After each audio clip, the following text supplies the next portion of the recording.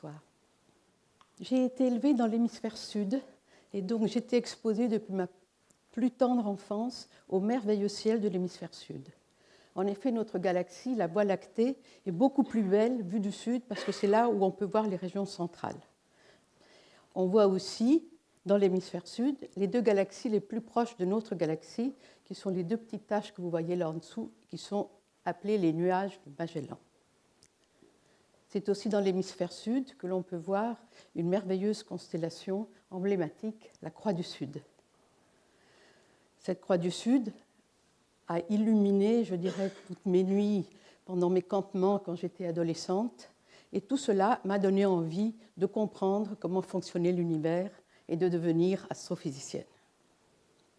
Et j'ai eu la chance de pouvoir le devenir et de garder cet emblème de la Croix du Sud, puisque j'ai été amenée à diriger l'ESO, qui est le grand organisme européen qui a des observatoires pour les astronomes européens dans l'hémisphère sud et qui a comme symbole la Croix du Sud.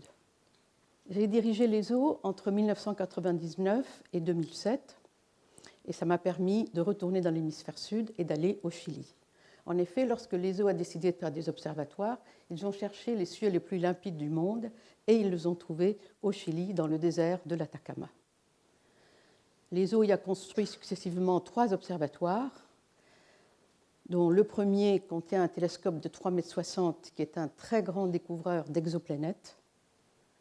Le deuxième, c'est celui que vous voyez sur cette photo, c'est ce qu'on appelle l'observatoire du Mont Paranal, qui contient 4 télescopes de 8 mètres de diamètre, qu'on appelle le VLT, Very Large Telescope. Et cet ensemble est le meilleur ensemble de télescopes du monde et obtient des résultats extraordinaires. Et moi, j'ai eu la chance de pouvoir être celle qui a pu superviser la fin de la construction du VLT, la mise en place des instruments, le départ des observations, et c'était évidemment absolument passionnant. Alors, il faut savoir qu'en astronomie, le plus souvent, les découvertes ne sont pas faites juste avec un instrument ou un télescope, sinon c'est la continuation de plusieurs observations différentes. Par exemple, puisqu'on s'intéresse, on parle d'exoplanètes, c'était dit dans mon introduction, les exoplanètes, on en connaît maintenant plus de 5000. La grande majorité sont très très grandes, comme Jupiter, encore plus grandes. Mais on commence depuis quelques années à en trouver aussi des aussi petites que notre Terre. Et en particulier, il y a 1 an ou 2, il y a un groupe d'astronomes belges avec un petit télescope placé sur le premier observatoire de l'ESO qui ont trouvé un système autour d'une étoile, d'une toute petite étoile, une étoile 10 fois plus petite que le Soleil, ce qu'on appelle une naine rouge, un système avec 7 planètes, toutes les 7 dans des masses comparables à la masse de la Terre. Alors immédiatement, tous les instruments du monde qui pouvaient faire des choses intéressantes sur ce sujet se sont plantés dessus et on a beaucoup avancé. Alors évidemment, il y a eu le VLT, il y a eu aussi des instruments qui sont dans l'espace, parce que vous savez qu'on fait beaucoup d'astronomie dans l'espace. Et on a pu déterminer leur masse, leur distance par rapport à leur étoile. Et on a pu se rendre compte que parmi les 7, il y en avait 2 qui étaient à une telle distance que si elles avaient eu de l'eau y aurait été sous forme liquide. Si elles sont trop près, l'eau s'évaporerait. Si elles sont trop loin, l'eau gèlerait. Là, elles seraient sous forme liquide, ce qui est évidemment le cas sur la Terre, qui était donné dans le temps comme la grande condition d'habitabilité.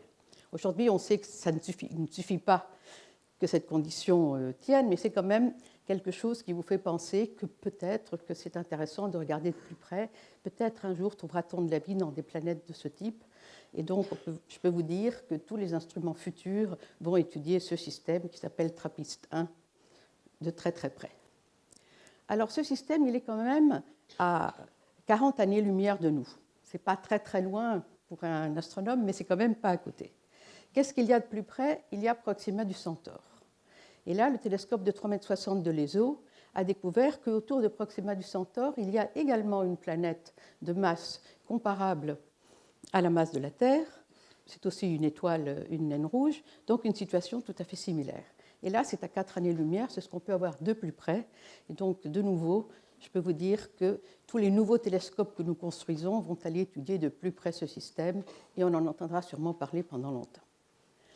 Alors ceci dit, on ne peut pas tout faire rien qu'avec la lumière visible quand on veut comprendre l'univers. L'univers émet des lumières à beaucoup de longueurs d'onde et les astronomes travaillent depuis les ondes les plus énergétiques, les rayons gamma, jusqu'aux ondes les moins énergétiques, c'est-à-dire les ondes radio. Et chaque domaine de longueur d'onde vous permet d'apprendre des choses différentes. En particulier, si on s'intéresse à la question de la formation des étoiles et des planètes, alors on veut aller regarder à l'intérieur de grands nuages de gaz et de poussière. Et ces nuages absorbent la lumière visible. Donc de toute façon, dans le visible, on ne les verra pas. Ce sont des régions qui sont beaucoup plus froides, qui émettent à des longueurs d'onde plus longues. C'est intéressant de les observer à des longueurs d'onde entre 0,3 microns et 1 centimètre. Le problème, c'est que cette lumière-là, elle nous arrive donc depuis les étoiles, et il faut qu'elle traverse l'atmosphère pour nous arriver, et l'atmosphère fait tout pour l'arrêter. Et en particulier, la vapeur d'eau dans l'atmosphère absorbe ces rayonnements. Et c'est pourquoi, en général, on se disait, la seule façon de le faire, c'est d'aller dans l'espace. Et on a effectivement lancé des satellites artificiels avec des instruments qui ont fait ces observations. Mais sur un satellite artificiel, vous ne pouvez pas mettre un télescope énorme. Et quand un télescope est petit, c'est comme si vous voulez ramasser de l'eau de pluie. Si vous avez un petit seau, vous aurez un petit peu d'eau. Et si vous voulez ramasser beaucoup d'eau, vous mettrez un grand seau. Le grand seau, on ne peut pas le mettre dans l'espace. On voulait donc pouvoir faire ça sur Terre. Et on s'est mis à chercher un endroit sur Terre où on pourrait faire des observations à ces longueurs d'onde-là. Donc, qu'est-ce qu'il fallait? Peu d'atmosphère, surtout peu de vapeur d'eau.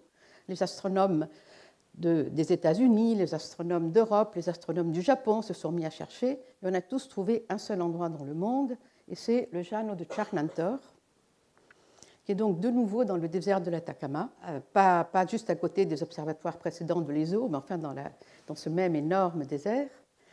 Alors, les observatoires dont je vous parlais tout à l'heure sont à des altitudes qui sont seulement entre 2500 et 2600 mètres, tandis que là, comme on veut avoir très peu de vapeur d'eau, il fallait beaucoup plus haut, donc on est à 5000 mètres d'altitude. En même temps, il fallait avoir une grande surface, parce que ces observatoires contiennent plusieurs télescopes, et la précision que l'on va voir dans le ciel dépend de la séparation entre ces divers télescopes. Si on veut une grande précision dans le ciel, il faut pouvoir les éloigner, par exemple, d'une quinzaine de kilomètres. Donc il fallait un plateau à 5000 mètres, et ça, effectivement, c'est le fameux altiplano des Andes. On ne trouvait ça que là. Donc voilà le plateau de Charnantor, entouré de volcans qui ont encore 1000 mètres de plus au-dessus de ce plateau. Le problème, c'est que là, évidemment, il y a 2 fois moins d'oxygène qu'ici. Donc, c'est quand même pas très facile d'y travailler. Donc, déjà, monter tout ça, construire ce qui est aujourd'hui le plus grand observatoire du monde dans ces conditions, ça semblait de la folie. Et pourtant, nous l'avons fait. Et dans l'image suivante, vous voyez l'inauguration en 2013 de cet observatoire. Il fallait évidemment lui trouver un nom. Et c'est bien simple, puisque c'est un ensemble de télescopes. On utilise l'anglais Atacama Large Millimeter Array. On utilise l'anglais parce que ce projet n'est pas uniquement un projet de l'ESO, c'est un projet international, puisque c'est tellement vaste. Et il y avait aussi les États-Unis, le Canada et plusieurs pays asiatiques. Alors, ALMA, ça fait aussi ALMA. Et ALMA en espagnol, ça veut dire âme. Il nous semble un nom tout à fait approprié pour ce merveilleux instrument. Quand on va regarder de plus près à quoi ressemblent les télescopes d'ALMA, on se rend compte que, évidemment, à ces longueurs d'onde-là, il faut utiliser les techniques de la radioastronomie.